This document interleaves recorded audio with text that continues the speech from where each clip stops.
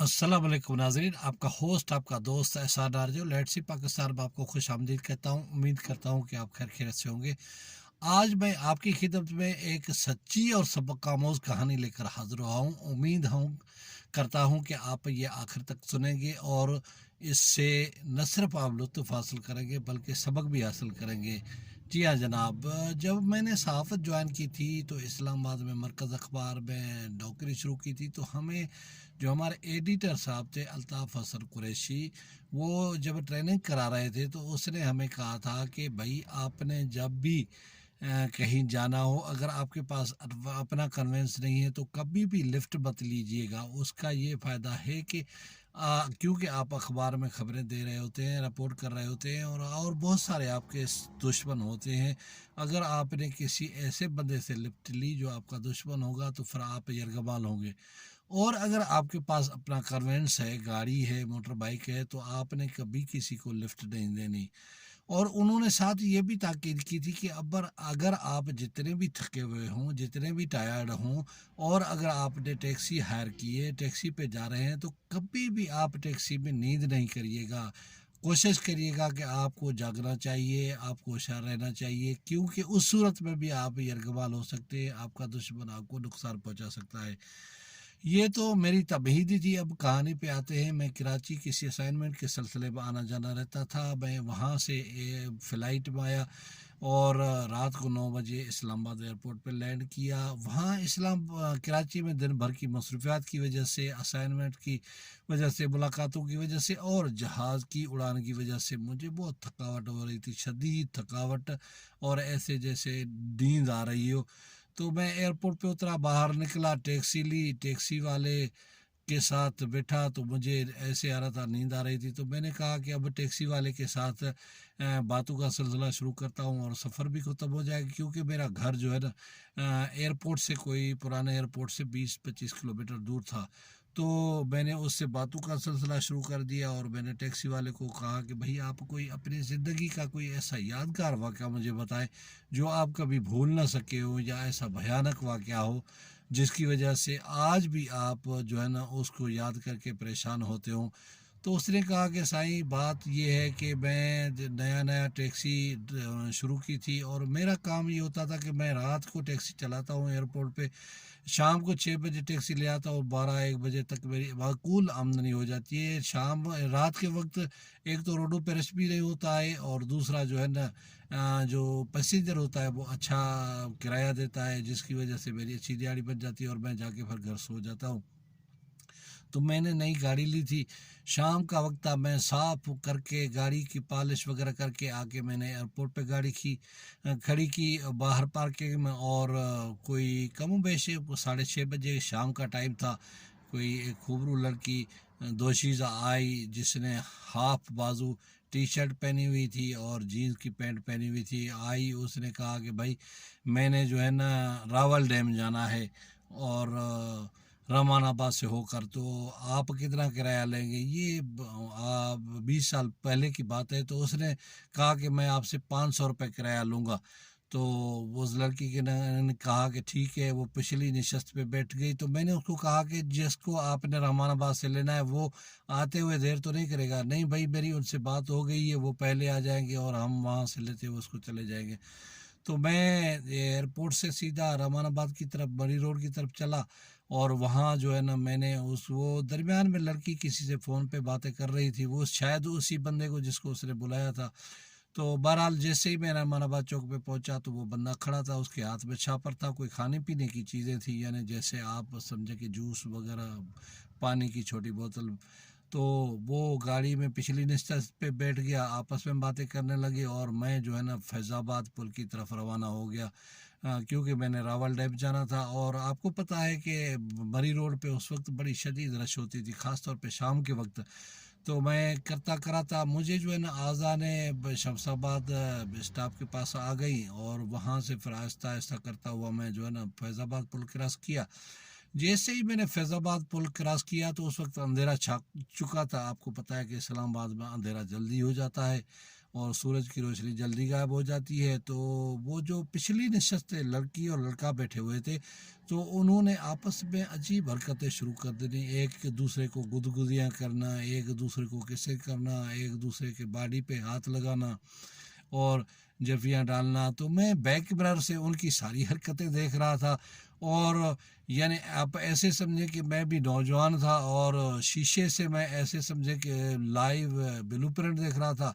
और मेरे भी जो है ना आहिस्ता आहिस्ता जज्बात भड़कना शुरू हो गए। और मैं उनने उनको कुछ नहीं कहा, मैं सिर्फ बैक मिरर से उनको देखता रहा। तो मेरा सफ़र बरी रोड पे जो है ना रावल डैम की तरफ था और मैं रावल डैम की तरफ जा रहा था। अभी यानी मैं फैज़ाबाद और रावल डैम चौक के दरमियान में ही था रास्ते में। तो वो जो लड़का था पिछली नशस्त पे बैठा हुआ था, तो उसने कहा कि उस्ताद जी रोको रोको रोको गाड़ी, मुझे पेशाब लगाए, मैंने जो है ना नीचे जाना उतरना है। तो बहरहाल वो लड़की से किसिंग करते हुए नीचे उतर गया, चला गया नीचे ग्रीन बेल्ट में। तो मैं बैक मिरर से देख रहा था, तो मुझे लड़की ने कहा कि तुम क्या देख रहे हो। तो मैंने उसको कहा कि जो आप हरकतें कर रहे थे वही आपको देख रहा हूँ, और क्या देख रहा हूँ। तो उसने कहा कि आपने भी मज़ा लेना है। तो मैंने कहा क्यों नहीं। और मैं तो वैसे ही पहले ही जो है ना शीशे में देख देख के मेरे औसान खता हो गए थे और मुंह में ऐसे समझो पानी भर गया था। फौरी तौर पे मैं उतरा और बैक डोर खोला और सीट पे साथ उसके साथ बैठ गया। और मैंने भी हाथ फेरना शुरू कर दिए और उसने मेरा सहारा देना शुरू कर दिया लड़की ने। और करते कराते 2-3 बार किसिंग के बाद जो है ना उसने टी शर्ट ऊपर किया, बिरा से जो है ना अपना निपल निकाला और मुझे कहने लगी कि आप ये चूस सकते हैं। तो मैंने कहा क्यों नहीं, इसी के लिए तो मैं तड़प रहा था। बहरहाल मैंने ये भूल गया कि मैं टैक्सी ड्राइवर हूँ, ये मेरे पैसेंजर हैं और ये मैं क्या कर रहा हूँ। लेकिन उस वक्त मेरा दिमाग कुछ समझ नहीं आ रहा था और दिमाग पे ऐसी जो है ना भूत तारी हो गया था कि उनकी हरकतें देख के मैं भी रह नहीं सका और मैंने जो है ना उनके उसके निपल चूसना शुरू कर दिए। तो जैसे ही मैंने उनका निपल अपने मुंह में डाला, 2-3 चुस्के लिए, तो उसके बाद जो है ना आहिस्ता आहिस्ता मुझे ये लगा कि मैं होश में नहीं रहा। बाद का मुझे कोई पता नहीं है किस तरह उन्होंने किया। बहरहाल ये मुझे कहीं एनआईएच के दरमियान में ग्रीन बेल्ट में फेंक के चले गए और मेरे जेब में जो पैसे थे, बटुआ था और जो है ना जो चीज़ें थी और गाड़ी ये साथ लेके चले गए। मैं सारी रात वहाँ पड़ा रहा जो है ना ग्रीन बेल्ट में घास में। और आपको पता है कि इस्लामाबाद में पेग भी होते हैं, जंगली जानवर भी होते हैं, लेकिन अल्लाह ताला की ज़ात ने बचाना था। मैं सारी रात वहाँ पड़ा हुआ, दिन का कोई 10:30-11 बजे का टाइम था। मुझे यूँ महसूस हो रहा था जैसे मेरे आँखों में तेज़ सूरज की किरणें लग रही हैं। ज़ाहिर है गर्मियों के दिन आपको पता है कि शदीद गर्मी होती है, सूरज की रोशनी तेज़ होती है और सूरज बिल्कुल ऊपर जा रहा होता है। तो मैं महसूस कर रहा था कि मेरा पूरा जिस्म पसीने से भीगा हुआ है। ज़ाहिर है रात को भी गर्मी होती है। तो मैंने जो है ना अपना हाथ पाँव मारने की कोशिश की, तो मेरे हाथों को जो है ना घास और ये जो है ना मुख्तलिफ झाड़ियाँ ना लगी। तो मैंने सोचा कि मैं शायद किसी वीराने में किसी घास में पड़ा हुआ हूँ और मुझे जो है ना ये कहाँ पहुँच गया हूँ, क्या हुआ है।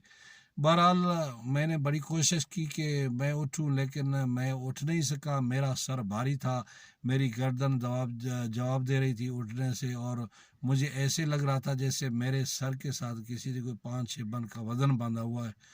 और थोड़ी आंखें खोलने की कोशिश करता तो मेरी आंखें बंद हो जाती और मुझे अब समझ में आ गया था कि मैं बेहोश हूँ, मुझे नशा हुआ हुआ है और मैं जो है ना किसी हादसे का शिकार हुआ हूँ। बहरहाल घंटे डेढ़ की कोशिश के बाद मैंने हाथ ऊपर किया, लेकिन घास इतनी बड़ी थी। आपको पता है कि इस्लामाबाद में सावन की बारिशें होती है गर्मियों में और यहाँ खुद रो घास उगाती है, जो सीडीए का अमला इस घास को काटता भी है। तो बहरहाल वहाँ ग्रीन बेल्ट था, वहाँ किसी ने ये घास वगैरह नहीं काटा था। मेरे ऊपर मैंने हाथ ऊपर नज़र किया, गाड़ियों की रोड से गुजरने की आवाज़ें, मोटर बाइक की आवाज़ें मुझे आ रही थी, लेकिन मेरा हाथ किसी ने नहीं देखा क्योंकि वो घास में छुपा हुआ था। बहरहाल मैंने कोशिश की 1.5-2 घंटे के बाद कि मैं अपने टांगों पे खड़ा हो गया और हाथ हिलाना शुरू कर दिया। तो वहाँ एक मियाँ बीवी मोटरसाइकिल पे जा रहे थे, तो उन्होंने मुझे देख लिया। फिर उन्होंने उधर गाड़ी बाइक रोकी, आहिस्ता आहिस्ता बाकी गाड़ियों को भी उन्होंने इशारा दिया, लोग उतरना शुरू हो गए और कट जमा होना शुरू हो गए। तो इतने में 11 2 के भी कॉल किसी ने कर दी, और वो एम्बुलेंस की गाड़ी की सायरन की आवाज़ें बजने शुरू हो गई, वो और आ गई। और उन लोगों ने, रेस्क्यू वालों ने मुझे उठा के उसमें जो है ना एम्बुलेंस में डाल दिया, और वो जो है ना मुझे पिम्स हॉस्पिटल ले गए। दूसरी तरफ मेरे घर न जाने पे 1 2 बजे ज़्यादा ज़्यादा लेट में मैं 5 बजे सुबह की नमाज तक घर चला जाता था। घर वाले परेशान थे कि क्यों नहीं आया। उन्होंने थाने में जाके रिपोर्ट दर्ज कराई, और मुख्तलिफ हॉस्पिटल में जो है ना वो उन्होंने चक्कर लगाना शुरू कर दिए, क्योंकि उनको पता था कि कहीं अल्लाह ना करे उसका कोई एक्सीडेंट हुआ हो, ये हो। बहरहाल पुलिस की मदद से उनको पता लग गया कि मैं जो है ना पिम्स हॉस्पिटल में एडमिट हूँ, और मेरे साथ जो है ना ये वाक़या रूनुमा हुआ है, कोई हाई डोज नशा मुझे दिया गया है। तो मैं जब रात को 9:30 बजे होश में आया, तो मैंने घर वालों को बताया कि मैंने ऐसे सवारी उठाई थी, और सवारी ने कोई मुझे नशावर चीज़ पिलाई है। उसने कहा कि मैंने तो ज़ाहिर है घर वालों के साथ झूठ बोलना था ना, कि मैंने उन्होंने ये कहना था कि मैं नेपेल चूस रहा था, जिस पे जो है ना ये नशे की दवा लगी हुई थी, और मैं बेहोश हो गया। तो वो बजाय मेरी मिजाज पुरसी के मुझे डांटते और डपटते। तो लिहाजा फिर जो है ना बड़ी कोशिश के बाद, डॉक्टरों की कोशिशों के बाद, मैं 4 दिन के बाद पिम्स अस्पताल से डिस्चार्ज हुआ, और मैं घर आया। और आज तक मैं ये वाक़या नहीं भूलता कि मैंने कितनी बड़ी हमाकत की, कि जो सवारी उठाई थी मैंने, और ऐसे जज्बात की रोह में बह गया, और क्या नहीं कुछ कर बैठा मैं। और इसमें मेरी जान भी जा सकती थी। रात को जो ना जंगल में पड़ा हुआ था, वहाँ खंजीर आ सकते थे, कोई और खूंखार जानवर आ सकता था, मुझे नुकसान पहुँचा सकता था। बहरहाल उसके बाद मैंने तैयार किया हुआ है कि ऐसी कोई गलती, कोई हमाकत नहीं करूँगा। और ज़ाहिर है पेट पालने के लिए मुझे टैक्सी तो चलानी पड़ती है। और ऐसे नाज़रीन, आपने देखा कि ये कैसे होते हैं, यानी जो लूटने वाले गिरोह मुख्तलिफ तरीक़ों से लोगों को लूटते हैं, अपने जाल में फंसाते हैं और उनका शिकार करते हैं। और आपको पता है कि ये जब ड्रग देते हैं, इंजेक्शन देते हैं या नशा देते हैं, तो उसमें बंदे की जान भी जा सकती है। लिहाजा आपको भी अपनी ज़िंदगी में, अगर अल्लाह न करे ऐसा कोई वाक़या पेश हो, लेकिन आपने होशियार रहना है, और ऐसी किसी सूरत हाल से बचने के लिए अपना सब्र का दामन काबू रखें, और ये हालात के ऊपर किसी के ऊपर भरोसा मत करें। लिहाजा ये सूरत दुनिया बड़ी कठिन और बड़ी मुश्किल है। उम्मीद है नाज़रीन आपको ये मेरी कहानी पसंद आई होगी। किसी और कहानी, किसी और व्लॉग के साथ या किसी और वीडियो में आपसे मुलाकात होगी। तब तक दे मुझे इजाज़त। खुदा हाफ़िज़।